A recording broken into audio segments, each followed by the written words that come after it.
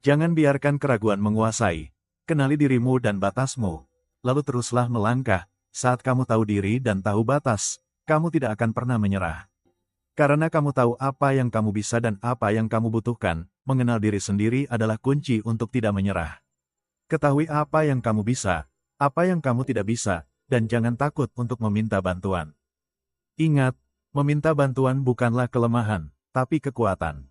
Jadi, jangan takut untuk meminta bantuan ketika kamu membutuhkannya. Dengan mengenal diri sendiri dan batas-batasnya, kamu dapat mencapai tujuanmu dengan lebih efektif dan tidak menyerah di tengah jalan. Pernahkah Anda mendengar kisah tentang seekor katak yang direbus perlahan?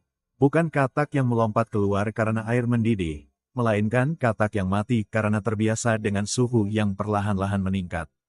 Katak itu tidak tahu diri dan batasnya. Kisah ini bukan hanya dongeng, tetapi cerminan dari banyak orang di sekitar kita.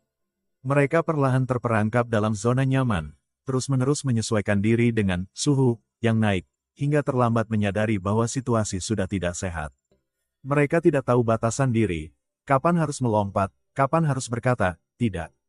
Mereka tidak menyadari bahwa setiap kebaikan dan toleransi yang diberikan, bisa disalahartikan dan dieksploitasi oleh orang lain. Motivasi yang sesungguhnya bukan hanya tentang melompat setinggi-tingginya, tetapi juga tentang tahu kapan harus melompat keluar dari situasi yang merugikan. Ini tentang memahami kapasitas diri, mengenali tanda-tanda bahaya, dan memiliki keberanian untuk mengambil langkah mundur saat diperlukan. Tahu diri bukan berarti membatasi potensi, tetapi mengarahkan energi pada hal-hal yang benar-benar membangun, bukan merusak. Mari kita belajar dari katak yang gagal, agar kita tidak ikut terperangkap dalam ilusi kenyamanan yang mematikan. Seringkali, kita mengejar ambisi dengan mentalitas, semuanya harus diisi. Kita merasa harus mengambil setiap kesempatan, menguasai setiap bidang, dan menjadi yang terbaik dalam segala hal. Namun, seperti kanvas yang terlalu penuh, hidup kita bisa menjadi terlalu sesak dan kehilangan makna. Seniman yang memahami batas tahu bahwa jeda adalah bagian dari komposisi, dan ruang kosong memberikan napas pada karyanya.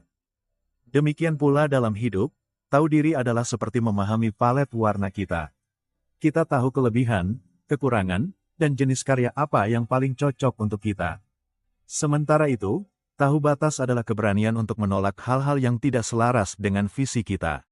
Itu adalah kesadaran untuk tidak selalu berkata, ya, karena setiap ya yang kita ucapkan berarti kita mengambil waktu dari hal lain.